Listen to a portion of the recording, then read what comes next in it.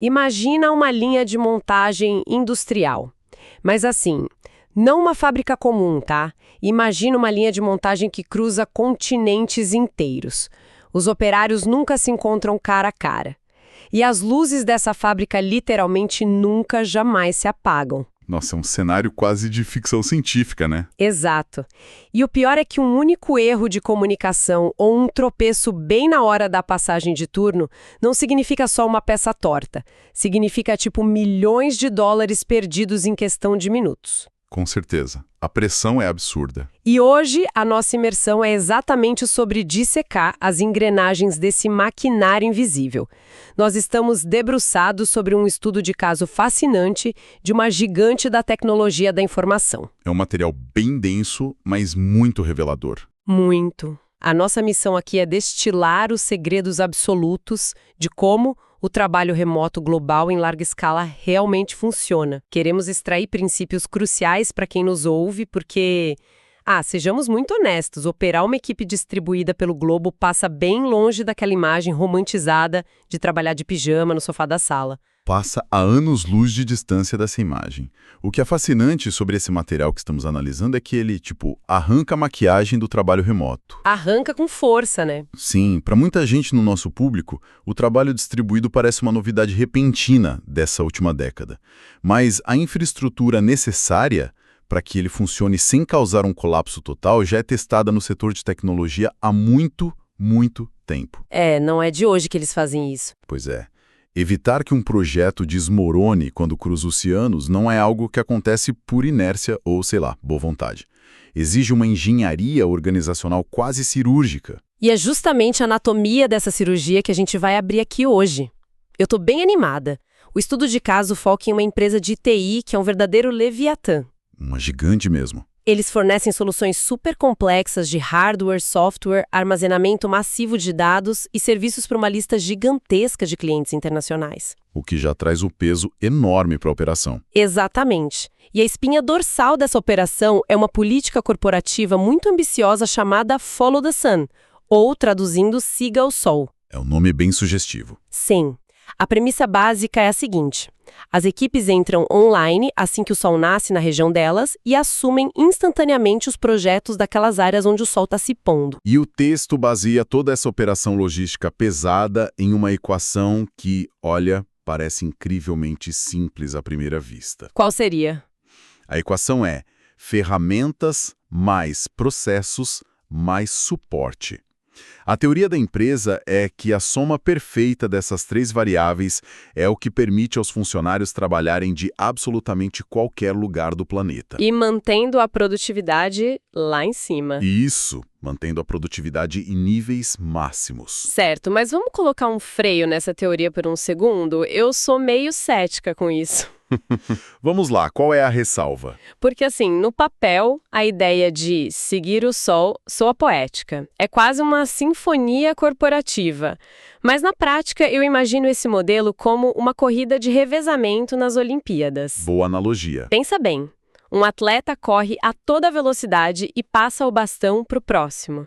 Só que em uma pista de atletismo, passar o bastão exige um sincronismo físico perfeito. Os dois estão ali, no mesmo ambiente. Sim, os dois corredores estão no mesmo metro quadrado, respirando o mesmo ar, olhando para a mesma linha de chegada.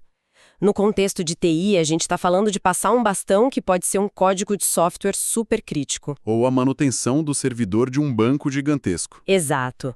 Pera, mas isso soa muito utópico. Você está me dizendo que uma equação corporativa resolve o fato de que o engenheiro lá em Nova York está exausto, querendo ir para casa jantar, enquanto o engenheiro na Índia acabou de acordar e está tomando o café dele. É aí que a coisa complica. Pois é.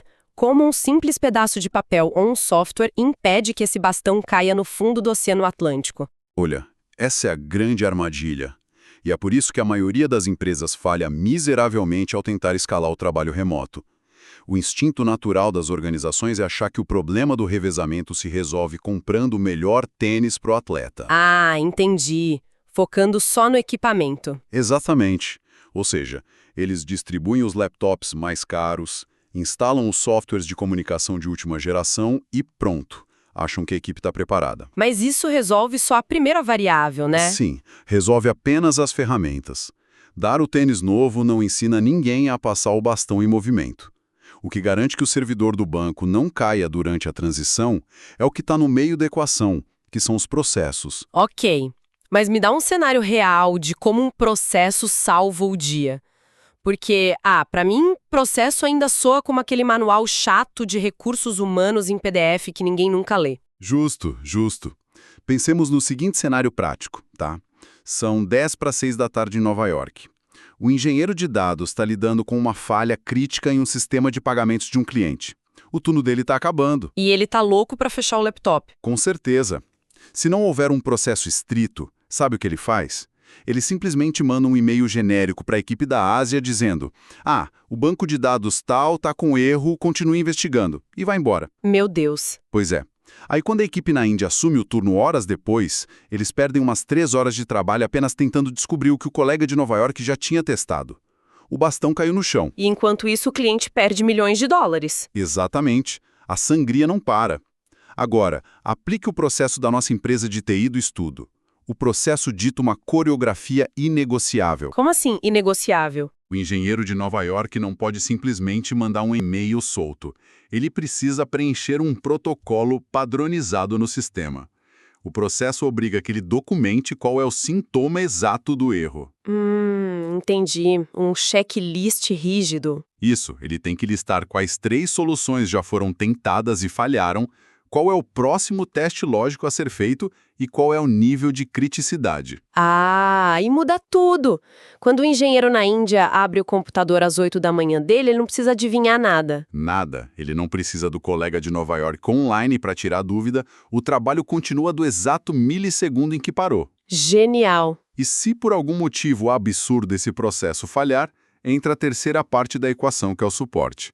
É uma camada gerencial que se sobrepõe aos fusos horários, atuando como uma verdadeira rede de segurança. Então, se o indiano travar lá, tem para quem ligar. Os processos de suporte não é apenas teoria, é a mecânica pura de sobrevivência da empresa. Mas olha, aqui está o ponto de ruptura dessa mecânica que parece tão perfeita. Um protocolo padronizado, uma coreografia toda certinha no sistema, significa absolutamente nada se a mente humana que recebe instrução lá do outro lado do mundo interpreta tudo de forma diferente do esperado. Com certeza, o fator humano é o caos da equação. E isso nos leva ao verdadeiro teste de fogo desse modelo. O estudo de caso nos apresenta um personagem central, um líder de equipe chamado Greg James. E o texto faz questão de rotular ele como um gerente estrela. Um cara de alto calibre. Muito. A responsabilidade do James não é cuidar de pequenos negócios locais, não. Ele gerencia contratos e fornece suporte direto para corporações gigantescas da famigerada lista Fortune 100. E para quem está acompanhando a gente, a designação Fortune 100 muda completamente a escala do jogo. Não estamos falando de clientes compreensivos. Aqueles que aceitam um desculpe o transtorno, a gente responde amanhã, né? De jeito nenhum. Estamos falando das 100 maiores, mais ricas e mais impiedosas empresas do planeta.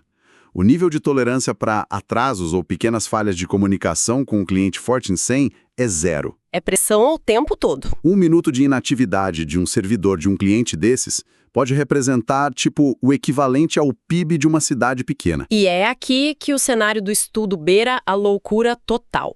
Para atender essas gigantes sem parar nunca, a equipe do Greg James é composta por membros espalhados por 4 pontos distintos do mapa. 4 países bem diferentes. Sim. Estados Unidos, França, Emirados Árabes Unidos e Índia. O objetivo é fornecer suporte 24 horas por dia, 7 dias por semana. Mas pensem no paradoxo colossal que é gerenciar tudo isso. É um quebra-cabeça. Porque clientes da Fortune 100 exigem uma sincronia mental perfeita, eles querem uma resposta imediata e unificada.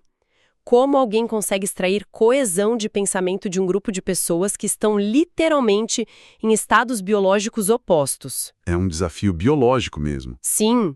Um gerente nos Estados Unidos está lidando com um pico de estresse logo depois do almoço, enquanto o desenvolvedor na Índia está lá jantando com a família e o funcionário em Dubai está se preparando para dormir. Olha, a escolha estratégica desses 4 locais é uma obra-prima de logística e, ao mesmo tempo, um pesadelo humano absoluto. Por que uma obra-prima? Porque se a gente olhar para um globo terrestre, Estados Unidos, França, Emirados Árabes e Índia formam uma espécie de cinturão cirúrgico. Eles fatiam as 24 horas do dia em turnos lógicos perfeitos. Ah, a matemática do tempo fecha direitinho. Fecha. Quando a energia mental de uma equipe acaba, a outra equipe no próximo fuso já está atingindo seu pico de produtividade matinal. O modelo Siga o Sol elimina aquela necessidade fisiológica cruel de obrigar um único indivíduo a trabalhar à madrugada. O que destrói a saúde de qualquer um. Com certeza. Contudo, como você muito bem apontou, a equipe do Greg James acaba se tornando um microcosmo das fraturas estruturais do trabalho remoto moderno. A logística funciona, mas as pessoas não necessariamente. Exato.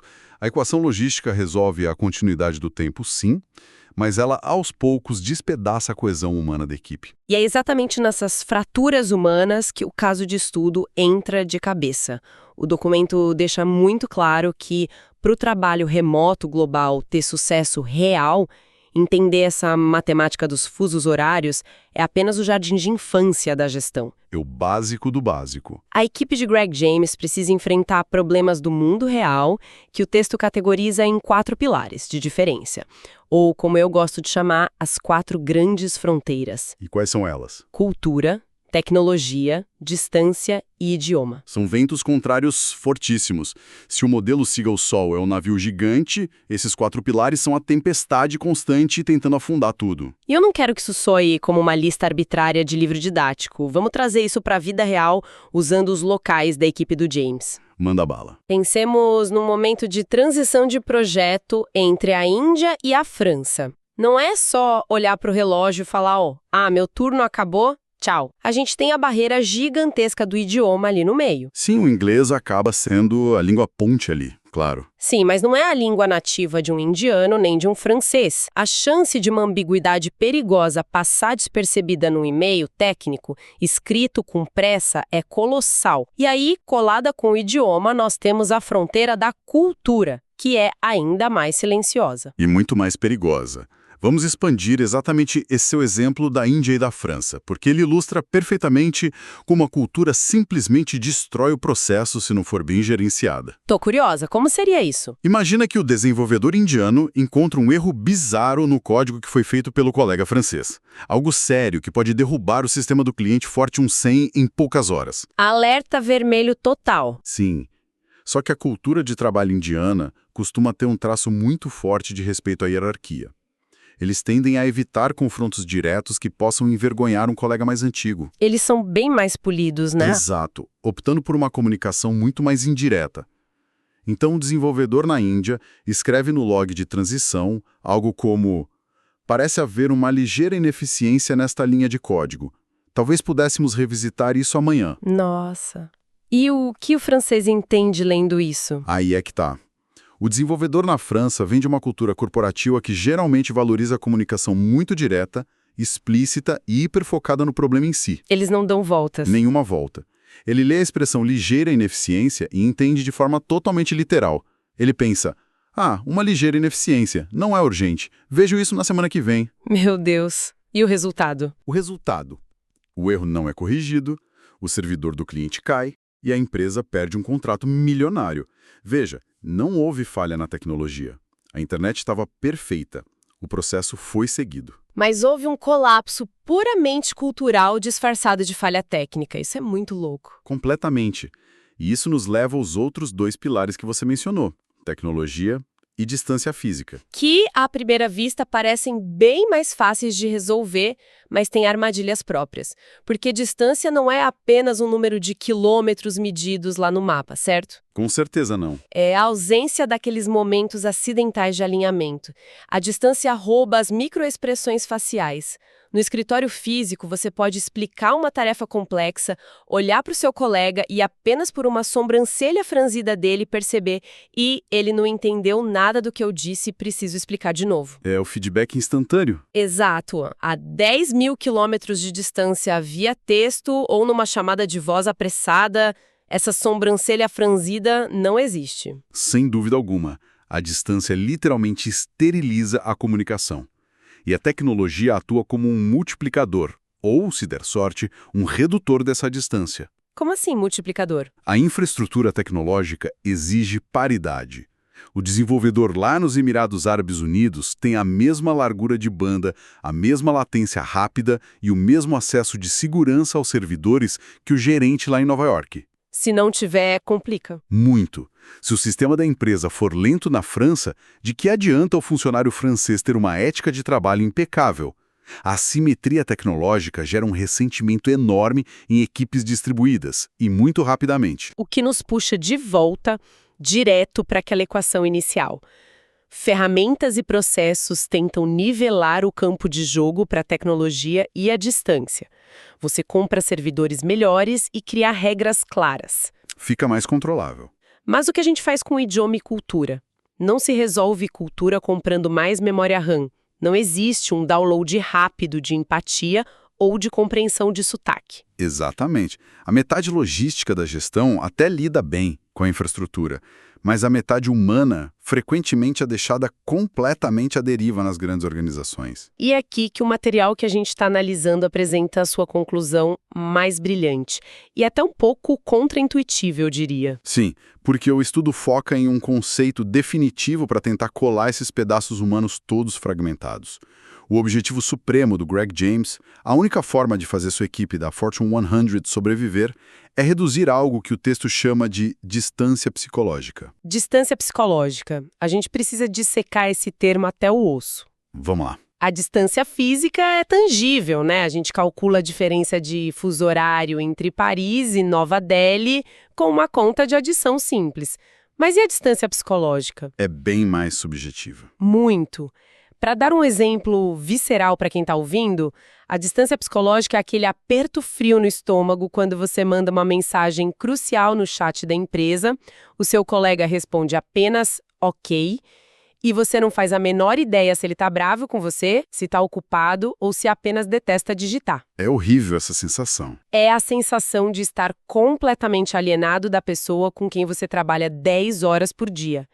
E o estudo diz que a solução para esmagar essa distância psicológica é a criação de normas de equipe. Esse é o ponto-chave. Mas olha, aqui vai a minha provocação, que eu sou bem cética com jargões, como um bando de regras de comportamento consegue criar uma ponte real sobre um abismo que é puramente mental e emocional. Parece muito discurso de cartilha corporativa querendo curar emoções com planilhas. Olha, essa sua provocação é justíssima. Porque quando a maioria das pessoas escuta a palavra norma, elas imediatamente associam a regras rígidas de RH. Aqueles manuais de conduta punitivos, coisas que a gente assina no primeiro dia de trabalho e guarda no fundo da gaveta. Exato, que ninguém liga. Mas o conceito de norma de equipe em unidades de altíssima performance não tem absolutamente nada a ver com RH global. Tem a ver com a criação de uma cultura de sobrevivência própria. Sobrevivência. Gostei disso. Com 3, quando ocorre coletivamente, você busca as características essenciais de como uma tribo específica opera no meio de uma selva perigosa. Então, seria a criação de uma microcultura isolada que existe apenas lá na nuvem entre essas 4 paredes virtuais da equipe. Brilhantemente colocado. É exatamente isso.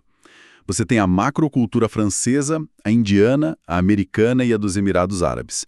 Ninguém ali vai, e nem deve, apagar sua identidade cultural original. Claro, não faz sentido. O que o gerente estrela faz não é forçar o indiano a agir como americano ou vice-versa. Ele facilita a construção de uma quinta cultura, a cultura exclusiva daquela equipe específica. Entendi. E as normas? As normas são os pilares de concreto dessa quinta cultura. Me dá um exemplo prático dessa construção, então. Como se passa daquela ansiedade terrível da mensagem ok para uma confiança mútua usando uma norma? Vamos resgatar aquele exemplo da comunicação polida indiana versus a leitura literal francesa, que causou todo aquele colapso do servidor que a gente falou. Certo, o da ligeira ineficiência. Isso. Sem uma norma, o francês acha que o indiano foi impreciso e o indiano acha que o francês foi grosseiro e displicente ao ignorar o alerta. A distância psicológica entre os dois se torna um abismo de ressentimento. O trabalho paralisa. E com a norma? Agora imagina que a equipe de Greg James implementou e discutiu ativamente uma norma muito simples. Nesta equipe, discordâncias técnicas devem ser reportadas com o uso de rótulos de prioridade explícitos, tipo P1, P2 ou P3, independentemente da escolha de palavras no texto. Nossa, a norma cria um idioma seguro e neutro por cima do idioma verbal deles. Perfeito. Uma outra norma, focada naquele comportamento do chat que você mencionou. Imagina a regra. Nesta equipe, partimos do princípio da boa intenção sempre que uma mensagem de texto parecer excessivamente fria ou curta. Ah, isso é poderoso. Sim, ao transformar esse princípio em uma norma declarada e repetida, quando a resposta ok chegar, aquela ansiedade psicológica simplesmente derrete, porque o recebedor lembra. Nossa norma diz que respostas curtas significam volume alto de trabalho do outro lado, não falta de educação. Isso muda a dinâmica. Mas o material-fonte também enfatiza que não basta só escrever isso, né? Tem que discutir. Intensamente. Eles enfatizam a importância de levar essas discussões para fóruns de equipe. A equipe precisa reservar tempo na agenda para debater ativamente como eles estão trabalhando juntos e não apenas relatar o que estão produzindo. Isso exige pequenos rituais também, certo? Como uma norma que dita separar os primeiros 5 minutos de uma chamada de vídeo para que pessoas em continentes diferentes falem sobre algo que não seja o projeto. Exato. Esses pequenos rituais forjam o terreno comum. Eles mostram que, por trás daquele fuso horário terrível, existe um ser humano tão preocupado com o sucesso do projeto quanto você. Traz a humanidade de volta. Sim. E quando a comunicação ganha contornos de previsibilidade, o cérebro humano relaxa. Quando as pessoas sabem como o outro membro da equipe vai agir em momentos de estresse, por causa dessas normas compartilhadas, a confiança desponta. É assim que a tal distância psicológica desaparece. O funcionário nos Estados Unidos e o membro lá nos Emirados Árabes começam a sentir, de forma quase visceral, que pertencem à mesma tribo profissional. Eles estão lutando contra o mesmo problema, em vez de lutarem contra a incompreensão mútua. É exatamente essa transformação. É quase como se a engenharia da confiança e das relações precisasse ser tão exata e arquitetada quanto a engenharia dos servidores que eles estão protegendo. É uma perspectiva deslumbradora e assustadora ao mesmo tempo. É um trabalho de Olives, né? Totalmente. E acho que isso amarra a nossa jornada de análise de hoje de uma forma fantástica. Para recapitular um pouco a montanha-russa que foi essa imersão, nós começamos destruindo aquele glamour do trabalho de pijama E mergulhamos na realidade dura e pragmática do modelo corporativo Siga o Sol. Descobrimos que não existe passe de mágica logístico. Existe uma equação vital que equilibra ferramentas, processos e suporte para impedir que o tal bastão do projeto caia no mar durante as transições de turno. E, em seguida, a gente viu o peso esmagador de liderar esse modelo, acompanhando a pressão estratosférica enfrentada pelo gerente Greg James. O desafio de agradar aos tubarões da Fortune 100 usando uma equipe dividida entre EUA, França, Emirados Árabes e Índia. E mostramos como fatiar o relógio perfeitamente não evita as colisões contra as 4 fronteiras invisíveis do trabalho remoto: cultura, tecnologia, distância e idioma. Onde nós aprendemos de forma bem prática que a tecnologia avançada resolve a distância, em quilômetros, claro, mas a infraestrutura de TI não faz a menor ideia do que fazer com o abismo humano. E isso nos levou à grande revelação final do estudo. O verdadeiro vilão. O verdadeiro vilão corporativo no trabalho remoto não é a instabilidade da conexão da internet ou o fuso horário cruzado, é a corrosiva distância psicológica. E a única arma eficiente e comprovada para destruir esse vilão é a criação intencional de normas de equipe. É forjar uma quinta cultura do zero. Uma cultura que promova a previsibilidade e confiança, independente de qual país esteja carimbado no passaporte daquele funcionário. Entender a fundo essa dinâmica é simplesmente essencial para o mercado de hoje. As lições que a gente extraiu da equipe de TI do Greg James não estão restritas a desenvolvedores de software de elite. De forma alguma. Se trata de práticas fundamentais de sobrevivência profissional. O segredo para não se afogar no mar de complexidade dos modelos híbridos e remotos atuais é focar fanaticamente na criação intencional dessas normas de conexão. Eu concordo plenamente com esse resumo. Vimos aqui como a tecnologia consegue aniquilar sem esforço a distância física. A logística de estar em outro país é, no fim das contas, um problema já solucionado pelas grandes corporações. É verdade. A parte fácil eles já resolveram. Mas a verdadeira reflexão provocativa que a gente precisa deixar sobre a mesa hoje para o nosso público é muito mais sutil. Qual seria? Para quem nos ouve e vai investigar a própria rotina de trabalho esta semana, fica o desafio.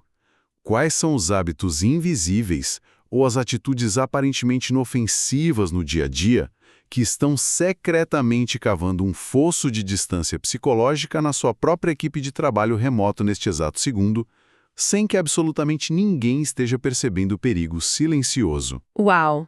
É uma pergunta pesada, mas muito necessária. E é com essa provocação inquietante na mente que as luzes da nossa linha de montagem mental finalmente se apagam por hoje. Mas, como a gente viu bem de perto enquanto dormimos aqui, do outro lado do planeta, as engrenagens continuam girando a todo vapor. Nunca param, né? Nunca. Um grande abraço a todos que mergulharam fundo com a gente nessa análise fantástica e continuem sempre curiosos. Até a próxima imersão.